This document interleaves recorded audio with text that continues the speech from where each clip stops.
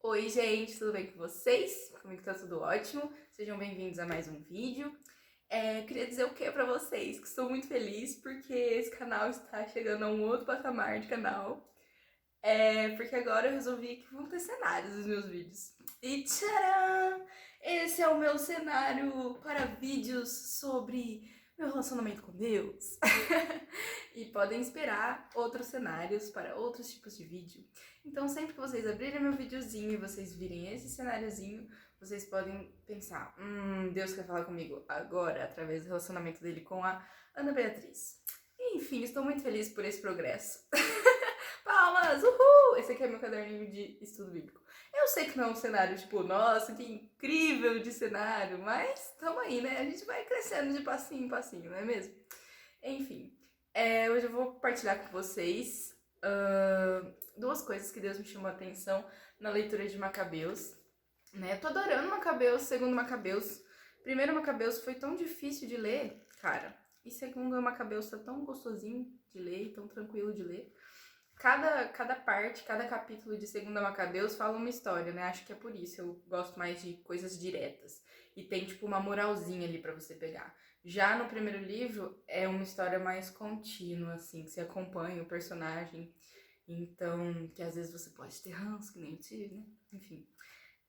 O que eu quero começar a falar com vocês é sobre barco.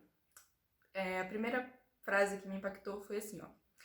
Deixa eu dar um contexto, né? Tava tendo uma treta lá de uns povos que era opressor e os judeus, né? Que o judeu é sempre oprimido. Incrível. Aí, o que acontecia? Os povo opressor falou assim, vamos tentar dar uma trégua aqui no negócio. E aí eles começaram a oferecer coisas para os judeus, e os judeus pensaram, nossa, eles estão sendo legais, né? Vamos ver se alguma coisa acontece de bom. E aí os judeus, mó na inocência, aceitava as coisas, mas é o opressor, meu querido. Então vamos dar uma segurada. Aí falou assim: convidaram os judeus que viviam com eles a entrarem com suas mulheres e filhos em barcos que eles mesmos tinham preparado. Então os opressores convidaram os judeus, né? Aí falou assim: quando, porém, o barco chegou em alto mar, aqueles o afundaram. Então, o que aconteceu? Os opressores botou tudo os judeus no barco e os judeus falaram, show de bola. E aí depois, o que aconteceu? O barco afundou. Os judeus afundaram, os opressores afundaram o barco dos judeus. E o que eu pensei sobre isso, né? O que Deus me fez pensar? O quanto muitas vezes eu coloco pessoas no meu barco furado, assim, que quanto eu trago as pessoas para as minhas realidades que elas nem vivem, sabe?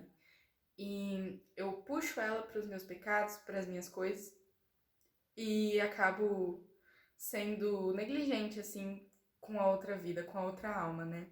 E a pessoa às vezes ainda não tem esse entendimento, um entendimento que eu tenho, e eu tenho e puxo ela mesmo assim, porque sou egoísta, eu quero alguém pra me acompanhar no meu barco, né? Se vai afundar, vai afundar todo mundo. Não sei se vocês já fizeram isso assim, mas eu já fiz e é bem ruim. E eu fiquei pensando nisso, né? O quanto que eu sou, muitas vezes, esse opressor. Às vezes nem percebo, às vezes eu percebo, né? Às vezes que é maldade, egoísmo mesmo. Mas às vezes eu nem percebo que eu puxo a pessoa pro barco e às vezes o não dizer algo que eu sei pra pessoa é deixar ela nesse barco. Então, eu acho que Deus me chamou muito, assim, a me responsabilizar pelo outro, né? E aí foi um tiro, né? Eu falei, acabou. Mas não acabou, gente, mas não acabou. Aí o que aconteceu, ó?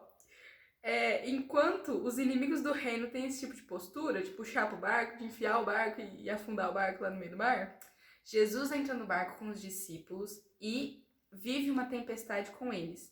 Mas essa tempestade é uma tempestade boa, porque quando eles entram antes da tempestade, né?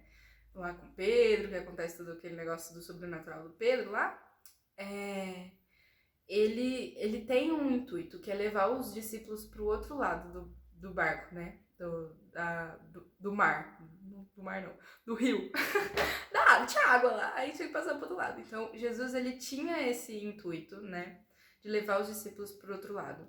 quando o nosso intuito, e muitas vezes dos opressores, não é o intuito de Jesus, né? A gente quer muitas vezes ver o outro afundar. E não de propósito, e não porque a gente gosta disso, mas muitas vezes a gente não ajuda o outro a afundar, a gente fica na nossa postura, não ajuda o outro a passar, né? Fazer essa passagem e deixa o outro afundando. E aí Jesus fala que ele tá com a gente no caminho, que as tempestades que ele coloca são que a gente vive com ele durante o mar, durante a viagem, né? São tempestades de crescimento, né? São coisas que a gente precisa passar para chegar do outro lado. E a pergunta é, a gente consegue chegar do outro lado, sabe? A gente consegue peitar a tempestade de Jesus, a tempestade com Jesus e chegar do outro lado, né? E se a gente tá sendo essas pessoas que ajudam as pessoas a chegarem do outro lado. E aí depois segunda mensaginha de hoje vai ser assim, ó. Após a festa de Pentecostes, começa assim, aí eu só grifei essa parte. Aí continua. Foi então que encontraram, por baixo das roupas de cada um dos mortos, objetos consagrados aos ídolos de Jâmnia, coisas que a lei proibia aos judeus. Então ficou claro para todos o motivo da morte deles. E todos louvavam a maneira de agir do Senhor, que julga com justiça e coloca às claras as coisas escondidas. Então, o que aconteceu? Rolou uma luta lá, e aí acabou morrendo um povo que os judeus e o Judá Macabeu lá falou assim, mano, por que esse povo morreu, sabe? Não devia ter morrido esse povo. A gente teve que matar sem querer aqui, né? Porque é assim que resolvia as coisas lá no tempo de Macabeus. E aí, tipo, Deus ele vai se revelar, tipo, depois, quando eles vão enterrar os mortos, fazer todo o ritual, né, de respeito com os mortos, né? Eles achavam que eles tinham matado sem querer.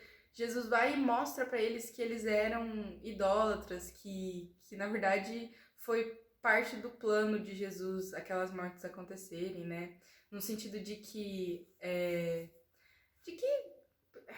não é que foi plano de Jesus aquelas mortes acontecerem, né? De Deus, né? Não tem Jesus no Antigo Testamento. Tô me enrolando hoje. Mas vocês entendem o sentido da morte, né? Que a gente já falou em outro vídeo. Que pra eles era algo de honra, né? Que não é que nem hoje. Então, contexto de morte é outro. Por isso que Deus permitiu que essas pessoas morressem, né? Então, eles eram os inimigos. E aí o que fica pra nós é que, tipo, a gente não sabe, às vezes, o que Deus quer quando ele pede alguma coisa pra gente, né?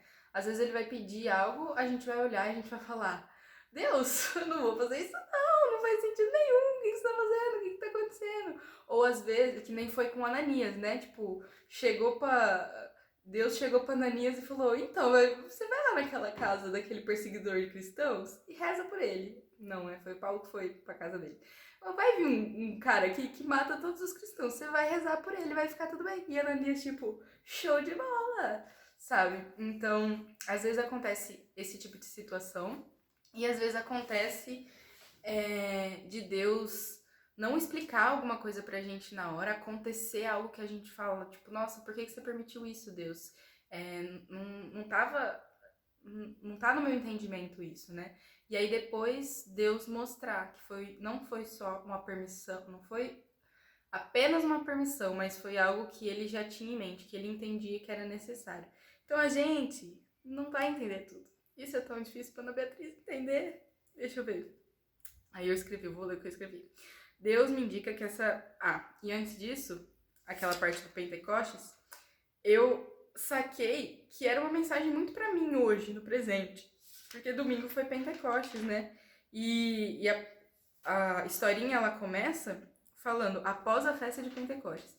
Ou seja, Deus me indica que essa mensagem é para o tempo presente, com essa frase, né? Exatamente para mim hoje. Então, o que eu tenho que obedecer sem entender? Eu já sei que eu vou ter que obedecer sem entender. Mas e você? O que você tem que obedecer sem entender? Aí eu escrevi, depois ele exemplifica pra mim que ele tem um propósito pra tudo que ele pede, mesmo que eu não veja de cara. Nem sempre ele vai explicar os pedidos que ele me faz. Mas se eu faço com disponibilidade, eu acabo entendendo depois. Deus traz à tona as coisas, torna clara as coisas escondidas, né?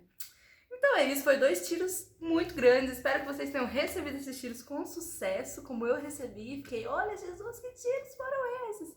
E você tenha aproveitado o vídeo. Eu sei que eu tô muito frenética hoje, mas é isso, tô muito feliz e animada. Às vezes acontece, né, na quarentena. Difícil, mas acontece. E espero que vocês tenham gostado do cenário. E, nossa, mudou a luz do nada agora. Voltou.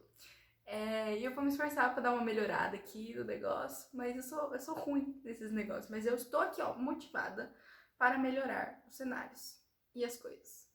E é isso. Deus abençoe vocês.